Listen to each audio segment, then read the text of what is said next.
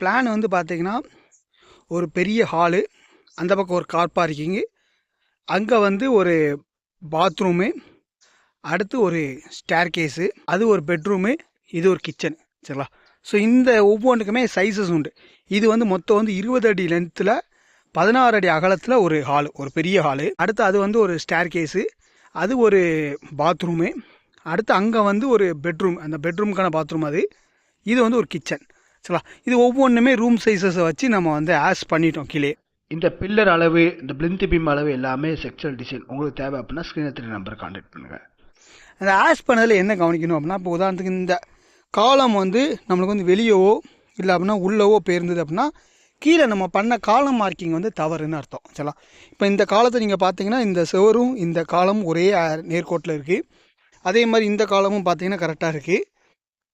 எந்த காலம் பார்த்தாலுமே அது வந்து ஒரே நேர்கோட்டில் இருக்கா அப்படிங்கிறத செக் பண்ணணும். இதுவுமே வந்து பார்த்திங்கன்னா கரெக்டாக இருக்குது. அது மாதிரி அந்த காலம் எல்லா காலமுமே வந்து பார்த்திங்கன்னா ஒரே நேர்கோட்டில் இருக்கும். ஸோ அப்படிங்கிறது நம்ம வந்து காலம் மார்க்கிங் வந்து கரெக்டாக பண்ணியிருக்கோம் அப்படின்னு அர்த்தம். ஒரு அரை இன்ச்சு இல்லை அதிகபட்சம் 1 இன்ச்சு முன்ன பின்ன இருந்தால் பிரச்சனை இல்லை. அதுவே வராத அளவுக்கு அவாய்ட் பண்ணணும். ஒருவேளை அப்படி வந்தாலுமே அது வந்து பிரச்சனை இல்லை. 3 இன்ச்சு 4 இன்ச்சு அப்படிங்கிற மாதிரி இந்த இல்லை அந்த பக்கம் அப்படிங்கிற மாதிரி மாறாத அளவுக்கு நம்ம வந்து பார்த்துக்கணும். ஸோ இந்த காலம் மார்க்கிங்க்கு நம்ம வந்து கரெக்டாக பண்ணிட்டோம்.